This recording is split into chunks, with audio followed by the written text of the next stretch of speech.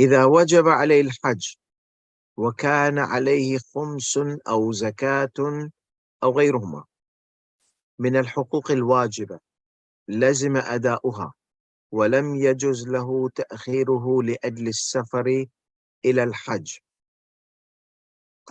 So the conflict between two financial obligations. One is financial obligation. You did not pay zakat. So there's zakat on your shoulder. You did not pay khums. There's khums on your shoulder. Or any other obligatory wajibat. There are huquq al-ibad, which were, we mentioned, the debt, the loan money, or somebody else's money. Now, no. This is your money, but now it has become Allah's money. Khums is not yours anymore. Once the date comes, you have to, the amount of the khums is not yours. Even the zakat or any other huquq wajibat. Let's say you have kafarat, penalties. So many penalties you have to pay. If you go for Hajj, you'll not be able to pay your penalties.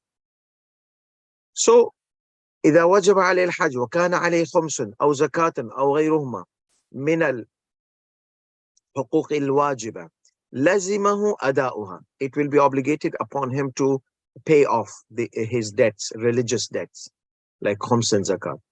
ولم يجوز له تأخيره لأجل السفر إلى الحج.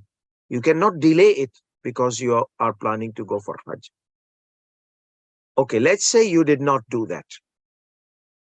Or let's say you purchased the item, you had like $100, which you need to pay the khums of it, $20.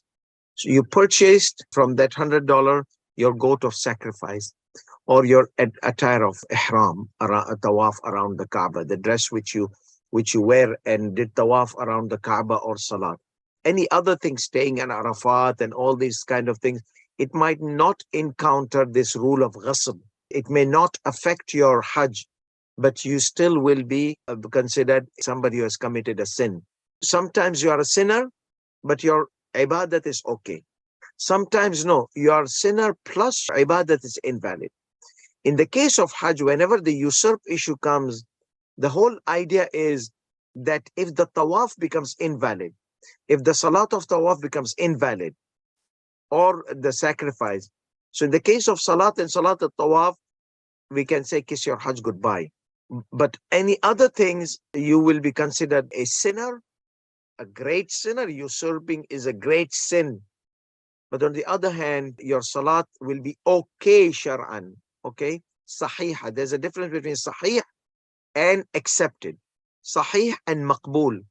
We cannot say your salat will be maqbool or not maqbool, Hajj will be maqbool or not maqbool. Okay, that is Allah's department. Let's say this person, وَكَانَ سَاتِرَهُ فِي الطَّوَافِ أو في صلاة الطواف أو ثمن هديه من المال الذي تعلق به الخمس.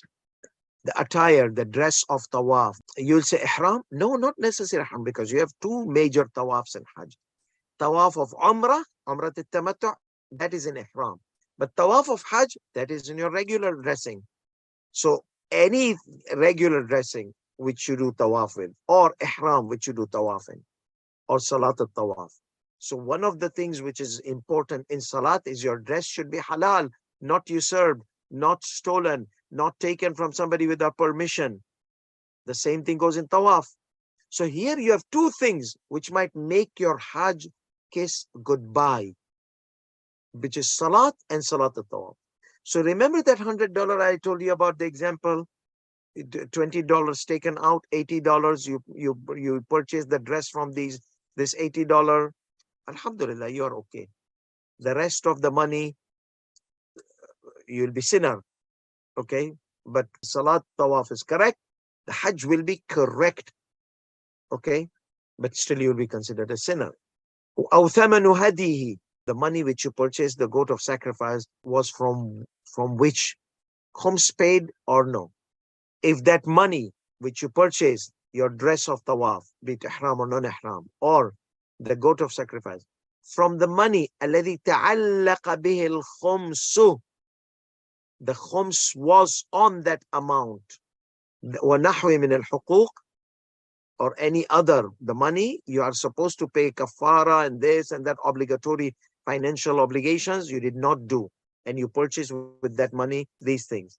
فَحُكْمُ حُكْمُ الْمَقْصُومِ, And this maqsoob, the usurper, the ruling number 30, we had وَقَدْ تَقَدَّمَ فِي الْمَسْأَلَةِ 30. We had mentioned this in ruling number 30.